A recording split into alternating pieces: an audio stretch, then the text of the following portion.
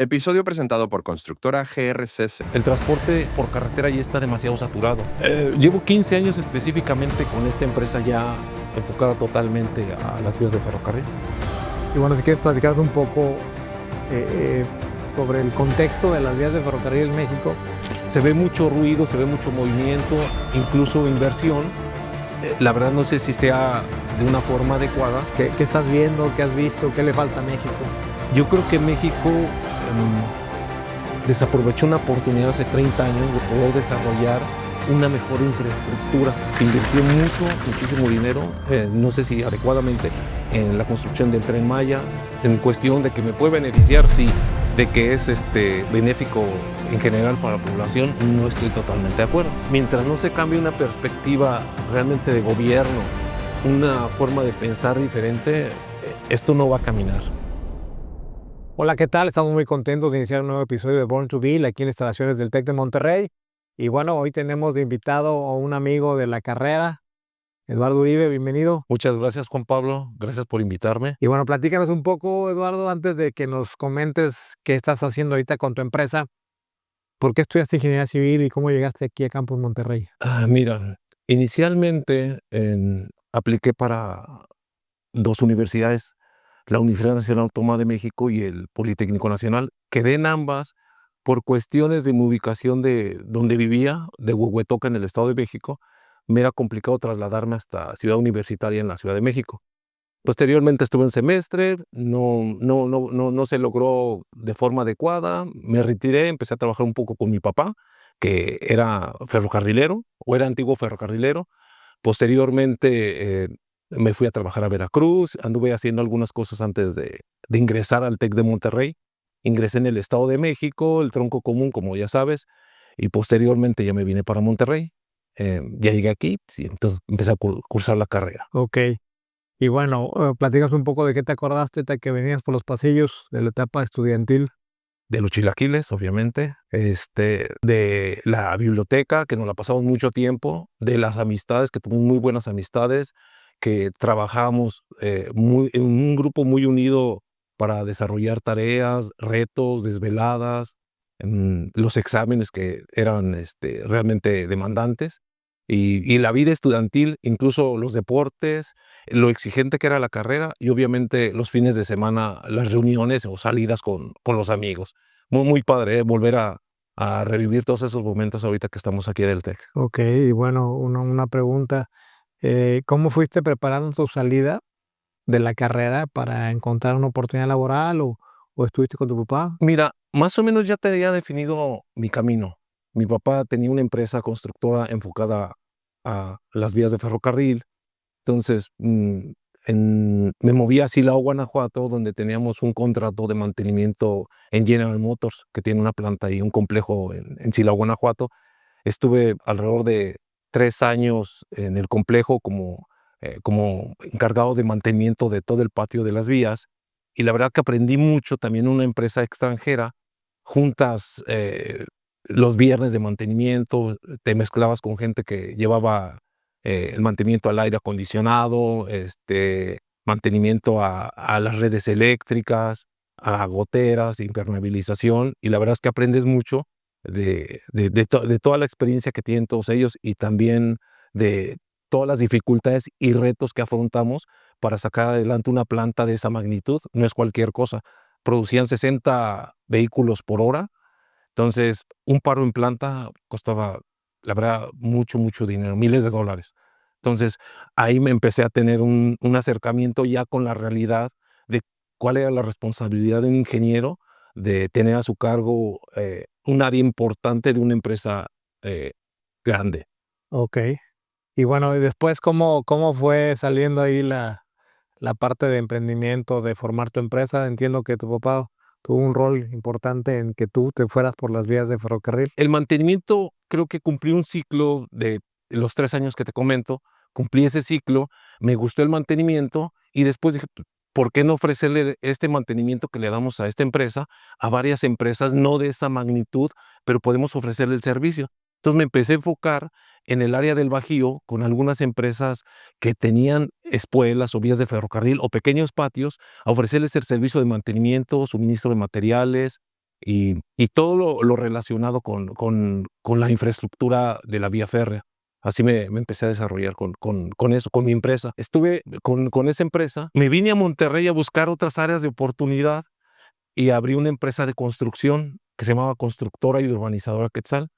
Esa empresa la abrí con el hermano de un amigo, hermano de Fito Silveira, con Raimundo, y empezamos a trabajar con Carso Infraestructura en Construcción para los sitios. Eran repetidoras, las antenas, autosoportables y antenas de 60 metros en varios, aquí en el norte específicamente, Coahuila, Nuevo León, y nos fue muy bien, y hasta que en ese tema, Raimundo Silveira se dedicaba a las minas y se fue con su papá a darle atención a la empresa que tenían. Entonces, posteriormente me quedé nuevamente solo y me dediqué ya de lleno al servicio de mantenimiento de las vías. Y bueno, si quieres platicar un poco eh, sobre el contexto de las vías de ferrocarril en México. El año pasado hubo mucho ruido a nivel nacional o mucho empuje de que venían los grandes tramos, ¿no? Que se iban a construir o que están construyendo. Platícanos un poco, pues tú ya llevas 25 años en esto. ¿Qué estás viendo? ¿Qué has visto? ¿Qué le falta a México? Mira, te voy a comentar algo.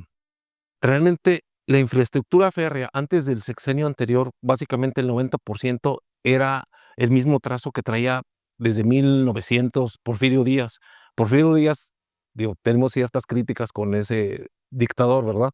Pero él desarrolló mucho la infraestructura de puertos de Veracruz, que era un puerto súper importante, y desarrolló la red ferroviaria casi al 90%, 80% ahorita de lo que lo conocemos hoy. Entonces, yo creo que México desaprovechó una oportunidad hace 30 años de poder desarrollar una mejor infraestructura. Creo que llegamos un poquito tarde con la entrada ahorita de empezar otra vez un boom de algo que se perdió hace 30 años. Pero bueno, ahorita la experiencia que tengo con respecto al sexenio anterior, te diré, se invirtió muchísimo dinero, no sé si adecuadamente, en la construcción del Tren Maya, que son arriba de 1,500 kilómetros en la península de Yucatán. Creo que es un proyecto demasiado sobrado, no sé si llamarlo elefante blanco, pero bueno, a final de cuentas es parte de una infraestructura de lo que yo me dedico, ¿no? Que es las vías de ferrocarril. Tren de pasajeros, ahorita se está haciendo en algunos puntos, algunas ciudades, tren de carga como parte del Tren Maya, y hubo mucho trabajo. Y ahorita en este sexenio, pues todos los tramos que se han proyectado, México-Querétaro, San Luis, perdón, hasta San Luis Potosí, luego subes a Saltillo y conexión con Laredo. Y en el sureste, la rehabilitación de la línea K, que va desde Ixtepec, Oaxaca, hasta Ciudad de Hidalgo, ya con la frontera con Guatemala. Entonces, hay muchos proyectos, se ve mucho ruido, se ve mucho movimiento, incluso inversión.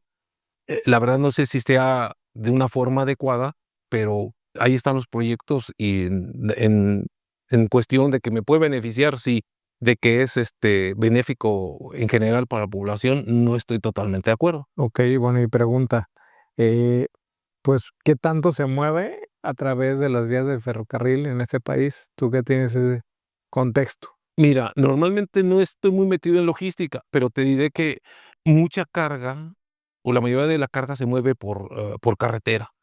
Precisamente por ese tema se ha optado por abrir nuevamente la opción de las líneas de ferrocarril, empezar a crear hubs o intermodales o centros de acopio, de distribución, que puedan hacerse por ferrocarril. El transporte por carretera ya está demasiado saturado, demasiado saturado. Tú ves las ciudades, eh, no pueden con esa carga precisamente del transporte de carga. Entonces, voltearon a ver la opción de la carga a través de la vía férrea. Ok. Y bueno, pregunta, todo el aspecto técnico, me imagino que algo vimos en la carrera, ¿no? ¿Dónde tú fuiste desarrollando toda esta parte técnica constructiva de lo que haces? Fíjate que en la carrera, en vías de comunicación precisamente, empiezas a ver algunos temas de carreteras, eh, de puertos marítimos, aeropuertos, y yo ya traía de alguna forma un tema con mi papá, ¿verdad? Con mi padre que había estado en cuestión de ferrocarriles. Entonces dije, pues para mí era mucho más fácil entrar a un área que ya tenía conocimiento. Entonces de ahí me nació el tema de orientarme por esa rama de la ingeniería. Ok, entonces ahorita llevas 15 años con tu empresa. Llevo 15 años específicamente con esta empresa ya enfocada totalmente a las vías de ferrocarril. ¿Cómo te ha ido como empresario en esta área? Constructivamente y ejecutor, muy bien. Creo que el TEC me dio todas las bases para desarrollarme en una cuestión técnica. Creo que a lo mejor una limitante de los que somos ejecutores o constructores es el tema de la administración. O sea, creo que nos enfocamos, o en mi caso me enfoqué mucho en cumplir con los proyectos, pero descuido un poco el área administrativa. Me ha ido muy bien, es más, me sobra trabajo, no puedo con más trabajo, pero también hay por cierta organización o administración o infraestructura administrativa, realmente, pero me ha ido muy, muy bien. Ok, y bueno, y pregunta, ¿cuáles serían tus consejos para el civil que estudió aquí en el TEC y que quiere emprender para que sea ese emprendimiento mucho más, como más sano, más Más adaptativo? exitoso o menos problemático, con menos trabas. Mira, yo te diría que por mucho que tú te desarrolles, realmente lo que necesitas es desarrollar a tu equipo, porque tú puedes tener una maestría, un doctorado, pero si tu equipo que está debajo no tiene, no tiene un crecimiento o no va alineado con lo que tú tienes, pues vas a seguir siendo tú el que va a seguir jalando toda la empresa. Entonces debes de enfocarte a que los demás también se preparen, subir el nivel de expertise, y en base a ello tú vas a estar un poquito más relajado con respecto a los proyectos, a las obras. Ok, y bueno, platícanos un poco algún proyecto que para ti ha sido así como el icónico de tu empresa. No digas, este proyecto estuvo muy interesante por ciertas variables o características. Mira, la verdad es que en los ferrocarriles todos los proyectos tienen su punto bueno, su punto interesante. Es un reto, la verdad. Pero te diría que me gustó mucho cuando estuve dentro de General Motors como parte de mantenimiento. Posteriormente he estado en otras plantas, en reconfiguraciones de proyectos en General Motors aquí en Ramos Arizpe, en reconfiguración en Nissan. Entonces, creo que en general debemos de tomar ese modelo que utilizan las automotrices para replicarlo a nivel nacional, a nivel república. Pero yo creo que un proyecto muy importante sería el de Veracruz, una terminal de refinados en Veracruz, por los temas de paros de obra. Venían los vientos, los nortes le llaman, te sales, vuelves a entrar, muchos retos por cuestión que en el nuevo puerto de Veracruz prácticamente se ganó al mar, no acuerdo, como por medio de dragado, algo por el estilo, pero estuvo muy interesante porque aparte compartes obra con otras especialidades, estructuras, cuestión de ductos, estás con la vía férrea, obra civil. Entonces es complicado, pero al mismo tiempo fue complicado, pero al mismo tiempo muy retador, y afortunadamente lo sacamos adelante. Y en general, tus proyectos, ¿como cuánto tiempo duran en la ejecución de lo que haces? Depende del proyecto del cliente. Una reconfiguración en un patio llega a durar un año, un patio. Una construcción nueva puede durar 2, 3 años en construcción, no hablando de proyectos, que es lo que me dedico a la construcción. Em, Tren Maya estuvimos 2 años en un pequeño tramo. Ahorita estamos en la línea K, eh, que es el sureste, atraviesa Oaxaca, Chiapas, baja del interoceánico. Entonces, pues, prácticamente ese tipo de obras duran todo el sexenio. Okey, okey. Y bueno, si quieres platicarle aquí a los que están escuchando y viendo, pues, los detalles técnicos de lo que haces de la construcción de una vía férrea. Es muy similar la vía férrea a una carretera. Empiezas con terraplén, em, le llamamos, en lugar de una base hidráulica, le llamamos un balasto, los rieles, el calibre de los rieles, los durmientes pueden ser de concreto, pueden ser de madera. La fijación, pueden ser desde clavos que se utilizaban, bueno, todavía se utilizan en algunas empresas, tornillos. Entonces es una gran variedad. La verdad es que la vía es muy noble. Puedes tener una vía no con tantas deficiencias, pero todavía te puede servir. Obviamente, si empiezas a ver vías de alta velocidad que se han tratado de replicar en México, pues son vías con diseños europeos o asiáticos, que nosotros nos regimos aquí en México bajo norma AREMA de Norteamérica, básicamente con Estados Unidos. Entonces, realmente la vía en México ha sido muy buena con respecto a vía de carga. Tenemos ciertas deficiencias, creo que culturalmente nos hace falta aplicar más mantenimiento en general a todo, pero es muy buena opción. Creo que está en crecimiento, hay un boom y creo que en un futuro, a lo mejor no muy lejano, a largo plazo, creo que México puede desarrollar una muy buena infraestructura ferroviaria que puede mitigar toda esa problemática de transporte, de distribución, de logística, pues en beneficio del país. Y bueno, en la expectativa que tú estás comentando de como país contra los países europeos, asiáticos, podemos tener una comparativa de cuánto tiempo nos vamos a tardar como México en llegar a tener lo que ya tienen los otros países. Mira, el tema no es incluso la construcción o los, no sé, recursos. El tema es realmente cultural. Yo lo veo así, desde mi punto de vista, mientras no se cambie una perspectiva realmente de gobierno, una forma de pensar diferente, esto no va a caminar. O sea, va caminando realmente por la gente que se está preparando, las empresas que quieren un cambio, por todos aquellos que están viendo cómo superarse. Pero si dejamos esto en manos de los políticos como está ahorita, realmente las cosas creo que van avanzando muy, muy lento. Debe haber un cambio más sustancial, más de raíz, para que se pueda dar un cambio. Oye, estos trenes de alta velocidad, ¿cuándo crees que aterricen en México? Tengo mis dudas incluso hasta por la orografía del país. O sea, por la orografía y los recursos limitados que se tienen. Realmente, en muchas ciudades o incluso en Estados Unidos, ciertos trenes de pasajeros son subsidiados, que es lo que va a pasar con el Tren Maya a final de cuentas.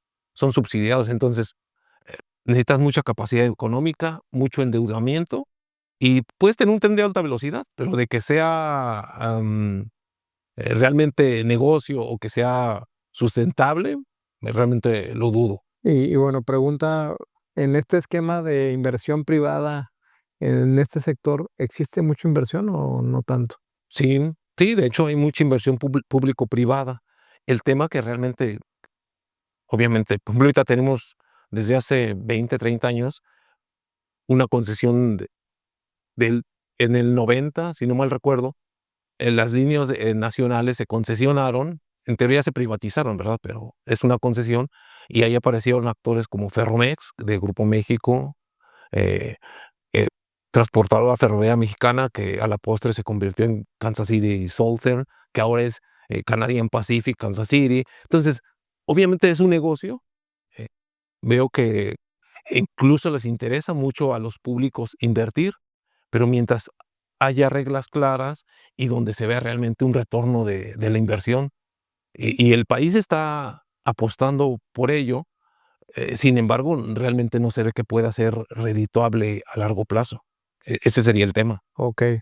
Y bueno, pregunta, no sé, ¿te han invitado a otros países a hacer lo que haces como empresa? Sí, alguna vez por un amigo de la carrera en Ecuador que iban a hacer algunas vías, seguramente ya se hicieron, en Guatemala que están viendo proyectos para que continúe precisamente el interoceánico, cruza hasta Ciudad Hidalgo, Chiapas, y cruza hacia la frontera con Guatemala, algunos desarrollos, no sé, Argentina, que también tiene una problemática de inversión en general. Entonces, pero realmente, sinceramente, con lo que se tiene en México, al menos para mí es más que suficiente. Okey, okey. Pues, muy bien, una penúltima pregunta, estamos a punto de cerrar. ¿Cuáles serían tus consejos para el civil que está ahorita definiendo una trayectoria profesional y que le gusta esta parte de las vías férreas? ¿Qué le aconsejarías ahorita con toda la tecnología que hay, con todos los sistemas, a dónde irse, a dónde moverse, qué país visitar, qué ver para llegar ahí con todo el empuje? Mira, yo creo que quien le interese esto, porque es muy padre lo de los trenes, muy padre, mucha gente le gusta, incluso como hobby, eh, pero sinceramente que se prepare mucho, no es fácil, siempre va a haber muchos retos en el camino, pero creo que la preparación es fundamental. Esa es una. Luego que tenga visión, que no se deje, amedrentar, por decirlo así, por cuestiones, de que aquí no se puede, mejor vete al extranjero, está mejor en otros lados. Yo creo que se pueden desarrollar muchas cosas buenas en México, pero obviamente ellos pueden ser punta de lanza con toda la tecnología, la preparación, insisto, la administración, el crecimiento a sus colaboradores. Entonces, creo que ahora tienen muchas mayores posibilidades que antes para desarrollar una empresa mucho mejor o muchas empresas mejores. Okey, muy bien. Pues bueno, creo que habrá oportunidad para que nos platiques un poco más a detalle sobre algún proyecto de los que están detonando en este sexenio, de inversión, ¿no? De, pues, una fuerte inversión y, bueno, los beneficios que tú le ves a todo esto, ¿no? ¿Cómo ves tú las vías férreas en México en los próximos 20 años? Yo creo que algo positivo de todo esto es que van a mejorar, ya está un foco sobre las vías, incluso que estaban medio olvidadas, entonces ahora al menos hay recursos, no sé tan eficientes, pero ya va a haber un enfoque más detallado a las vías, una atención más, más puntual, y yo creo que esto es benéfico a final de cuentas. Con toda la inversión que has hecho, a final de cuentas es benéfico. Okey, pues excelente. Pues muchas gracias, Eduardo, por este espacio y bueno, pues ahí les pedimos que nos sigan ahí en YouTube, en Spotify. Tenemos redes, Instagram, TikTok, para que escuchen la experiencia de liderazgo en construcción en esta línea que es las vías férreas. Y bueno, nuevamente gracias, Eduardo. No, gracias a ti, Juan Pablo. Seguimos en contacto. Episodio presentado por Constructora GRCC.